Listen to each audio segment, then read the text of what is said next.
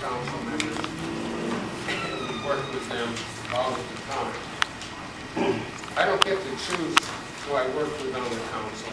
You're going to make that judgment, and it needs to be as informed a judgment as possible. So tonight you'll have an opportunity to hear what the candidates have to say, to ask them some questions.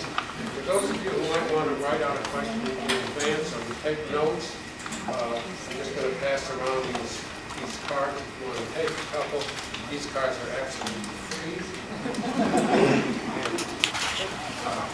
You can take a couple, and if you want to jot something down, like that was question, you think of it, perfectly appropriate to do so. Thank you so much for being here. We have an excellent turnout. I want to thank the candidates tonight. I can list them in order: George Brown, Chuck Ellinger, Linda Gordon, Steve Kay, Kathy Coleman, and Don Pratt. Each of them will have more to say about him or herself. To be a candidate for public office, you have to love to talk about yourself. By now, these folks have had plenty of practice at doing exactly that. And I want to thank also the Masterson Station Neighborhood Association for making the clubhouse available. Thank you, Jeff. And thank you, Greg. It was very gracious of you to do that. We're glad you could be here tonight.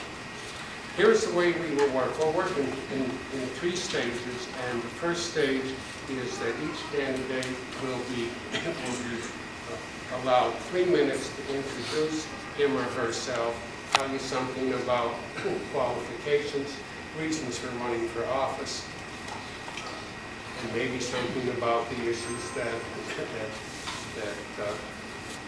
concern them most. They have drawn a straw, so to speak, and we'll speak in the order from my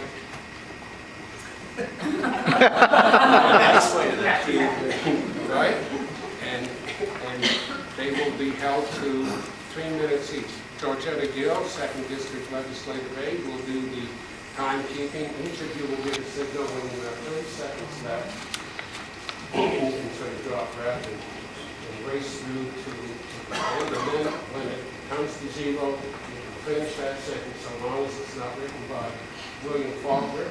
And then we'll go on to the next person. That's stage 1, and then stage 2 will be question and answer. I'll say a few things about that when we get there. And then finally, each candidate will be given 2 minutes to make a concluding statement. So let's start with number 1.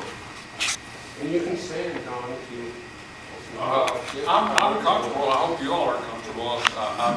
I'm actually moved further to the left because the light from the sun is extremely bright through that corner window, and I did not want to have to suffer the consequences of a detached retina or burned retina or something. So it's no insult to them, and but I am different. All 5 of these people were endorsed by the Herald Leader. I was considered the agitator in residence if you wanted to vote for me. And the truth is I have been, quote, an agitator, and that is a positive thing.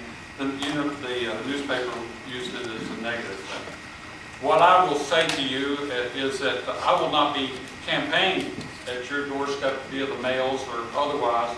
You may have gotten one of these on your door. I have tried to cover parts of these neighborhoods, but this is a large neighborhood, and I didn't realize how much it would be when I started, and boy, am I sore now after 3 days of walking a lot of it, including some on the other side of Richmond Road. I am a Lexington resident from 3 years old. I came from Haverford, Kentucky, or Hyman is where my father was, and we came here when I was 3. My father was the purchasing director at the University of Kentucky. My mother was a registered nurse at Good Samaritan Hospital. I grew up in this community, primarily in and around the university, but in the downtown area, off of Winchester Road, and I have been here all my life. But I am the outspoken critic of this government. I think we have to have a massive change, and not only the candidates, but and the victors in this election, but we need to have a change in the method of election. and I can go into that. I recommend that you go to my webpage because I am suggesting some of these on my webpage. I also recommend you contacting me with questions, and I will gladly answer that. But we have to have changes. And what has happened in the past doesn't allow for accountability, and I was the only candidate during the primary that suggested that we elect a public auditor to keep down the fraud and have the books open for all of us to see. Not just the council, not just the mayor, but the mayor obviously has kept records, and that's what this battle in regards to Kentucky League of Cities is, and the insurance fraud that went on.